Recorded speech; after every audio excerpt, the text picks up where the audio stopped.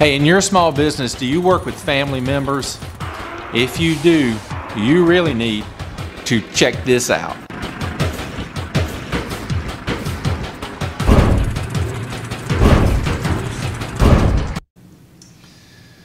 Hey, I was thinking about you, and I wanted to share something that I have great experience in, and maybe you do too. So you've heard that this is about working with family, and I wanted to share some thoughts with you that I know for a fact from personal history can help you out. Hey, if this is your first time here, my name's Joey, and I am on a crusade to help small business owners improve their small biz life. In fact, our mission statement is your success is our business. And as usual, I'm coming to you from the kitchen because the kitchen is where you can have the greatest, deepest, most impactful, frank conversations. So as I was thinking about you and how so many of you have small businesses where you're working with your family members, regardless of if it's could be your grandparents, your parents, your in-laws, maybe your spouse and your kids.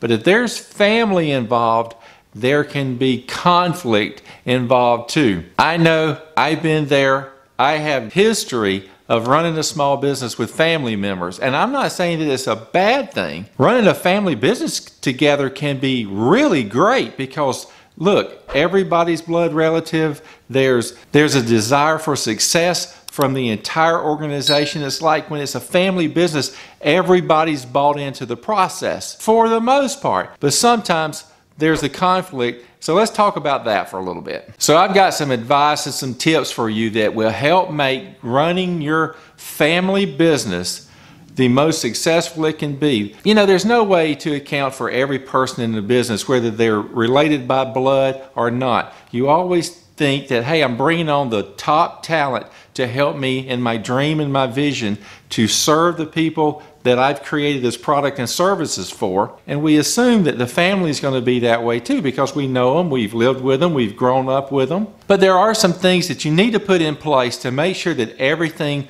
works right, because here's the problem with family businesses. If you have a small business and it's not your family working with you, hey, when you go home in the afternoon, they go their way, you go your way. But when it's a family business, it's 24/7 interaction, and that can create a lot of stress, frustrations, and internal conflict that you don't need in order to achieve long-term success in your career and in your personal life. So my first piece of advice for you that you really need to implement is make sure that you have clearly defined roles and clearly defined authority. In any small business, you should have an operating agreement. This is what we're going to do. This is how we're going to do it. And family businesses are no different. And the key here is to make sure that you have everybody's roles defined. Maybe you're the person that is the CEO. Maybe you're the one that had the vision and the dream, but you knew that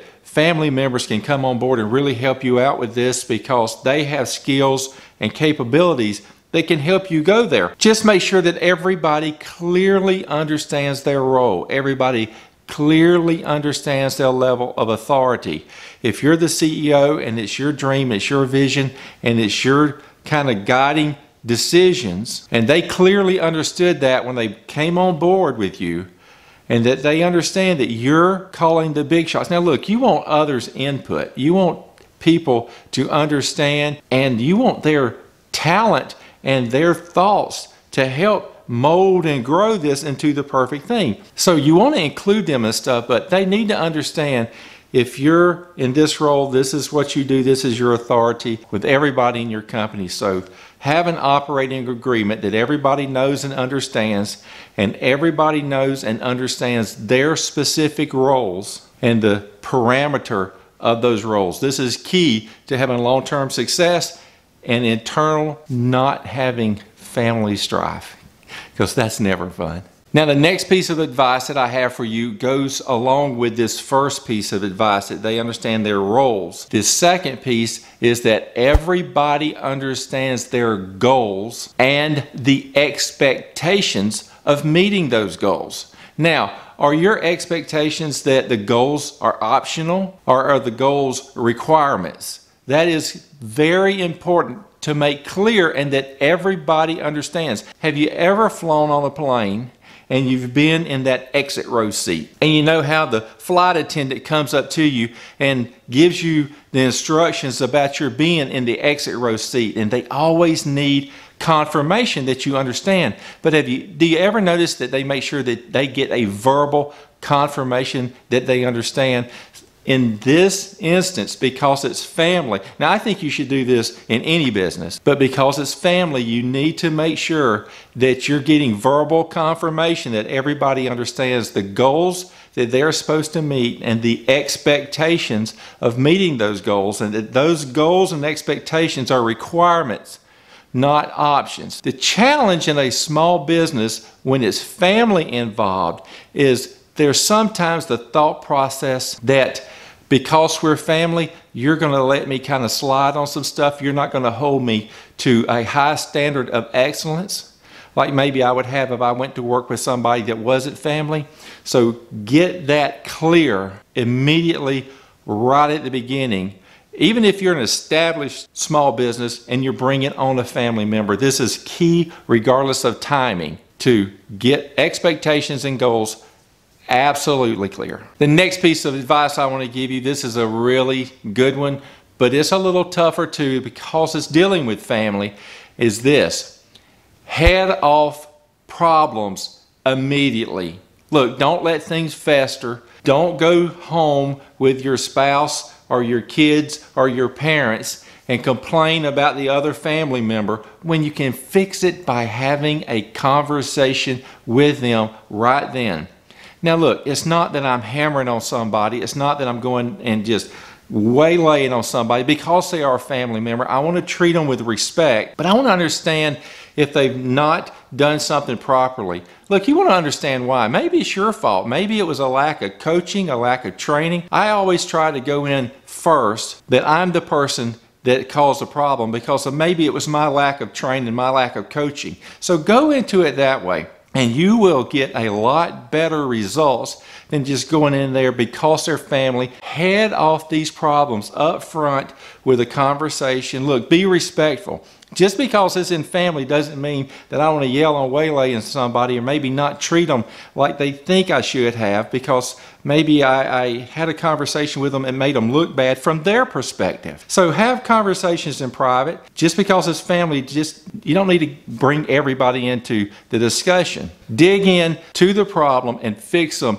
up front immediately, just like you would in any business, and you will be a lot better off in the long run. Okay, I hope you're tracking with me so far, and I really hope that if you are in a small business and you have family members with you and you're thinking, oh wow, Joey, I have been there, I have done that, we have been in this situation, and I'm giving you some good tips to help you work through those. Now here's my next piece of advice for you, and this one I think is one that we always don't think about, and this is one of the things that happened to me one time. So I had a small business and we were having like huge success. Grew the little business from just me piddling around on the side to a full-bore business, 22 people working in a little small business covering 3 states, providing services for 300 unique new users every month. So we were really busy. We were really humping it. And I got the start of the business kind of from some help from some family, and a company came and wanted to buy me out. They wanted to buy my business, which was like, I couldn't believe it. I mean, I thought I had hit the big time. A little guy from the rural South that really came from nothing, from a side hustle to build this up, and the offer was just mind-boggling. It was like hitting the lottery. But what happened was another family member who had kind of helped a little bit at the beginning of kind of getting me going had decided that they needed a huge piece of compensation in addition to what I was going to get from the people that were buying me. So it was not like they were buying my business. They were having to buy a secondary business that had nothing to do with their interest. And long story short, the whole thing fell apart and it never happened. I continued with the business, but that was really a hose up. So my advice that I'm getting to here in this story is have a path to success, and here's how this is going to work out based on these certain success things that might happen to us. Look, you got into business because you have a dream and you believe it's going to be a success. Don't let anybody tell you otherwise, and no matter what, look, there's ups and downs in business. That just happens. So don't let the downs in business think that you can't still be a success. Look, Jeff Bezos started in a little bitty business in a little bitty office room selling books, and they're the second $1 trillion business in the history of business. So don't think that that can't happen to you too. The thing about that you need to do, and the advice I'm giving you in this piece, is to plan for success and how that this is going to be divvied out in the family. Make sure that you had that piece figured out. I promise you that you will be glad you did. Hey, and before I get to the very last piece of advice that I want to give you, and it's one of the best ones, but it's also one of the toughest ones that you really need to know and make sure you're doing, is this. Is there anybody, do you know another business that you're friends with, or that you happen to be a colleague with, or just acquaintance of, that has a family-run business, and you're thinking, oh my goodness, they're struggling with some of these things? Why not share this message with them, and maybe some of these tips are something that might give them some encouragement and give them some help or give them some direction on how to handle these issues. I would really appreciate that. Hey, you know, and while we're at it, why not share with me some of the stuff that maybe you struggled with in a family-run business and how you handled it? I would love to have a conversation with you. Even leave a comment with this message, or hit me up on Twitter and have a conversation with me there. My Twitter handle is @JoeyPeacock, and I would love to connect with you there and have a conversation. Okay, and here we are at the last piece of advice I wanted to give you about family-owned, family-run businesses is this. Whether you're starting one or whether you have a business and you're bringing family members on, you have to make this part clear. And it's the toughest one that you're going to have to do, but it's this. Make sure everybody understands that termination is an option. So I've been here too, where you had to terminate a family member from your business, and it's tough. And if it's not handled right, it can really cause tons of friction in a company. I've even seen people divorce because of this. So it is a tough one. I said that up front, but here are some of the ways that you can handle it. And you handle it just like you would handle it in any other business. You have documented conversations where you're trying to coach the person up. So I live off of a business philosophy of you coach up or you coach out. And there's nothing wrong with coaching somebody out. It will be obvious that it didn't work for either party being at the same business, trying to perform a job with goals and expectations. And I tell you, I have been fortunate enough that a majority of the people that didn't need to work in the business that I was in anymore left on their own accord because they realized that they weren't able to meet the goals and expectations that they were being held to. And in your business, even with family, do the same thing. Coach them up, try to build them up, do everything you can to grow them. Look, you want them to be at 100% just like you are.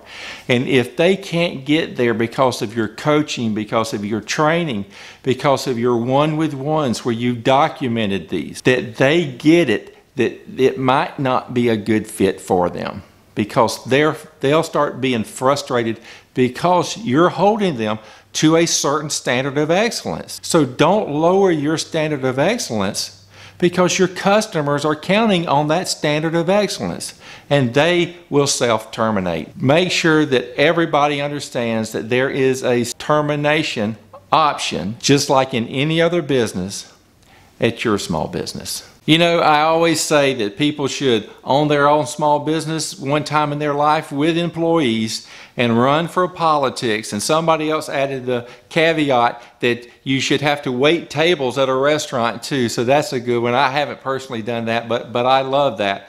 To really understand what it's like to be an entrepreneur, to really care about something so deeply that you want to pour everything into it. So look, I get it that having and running a small business is tough, but look, you don't have to do it by yourself. You can get help. There's consultants, there's business coaches, there's mastermind groups that you can bring on board. And if you need that type of help, look, just let us know. I'm going to leave a link that you can click on and go down to the bottom of that page, and there's a contact us form. Click that, fill that out, get that back to us, and we'll reach out to you and see about helping you grow and improve your small biz life, because you can succeed. And sometimes it just needs a little extra helping hand in order to make it happen. So we're here to help get you over that hump. Hey, thank you so much for hanging out with me. I always appreciate it. I am so grateful that you spend time with me. That I hope you find that these are helpful. I've got tons more. Make sure you subscribe to the channel. But look, remember this. Think creatively in everything that you do. Remove the friction for your customers and your employees, and then work hard every stinking day to be uniquely better, and you will win. And you will improve your small biz life. Hey, we're doing the same thing here. So until next time, I'm out of here.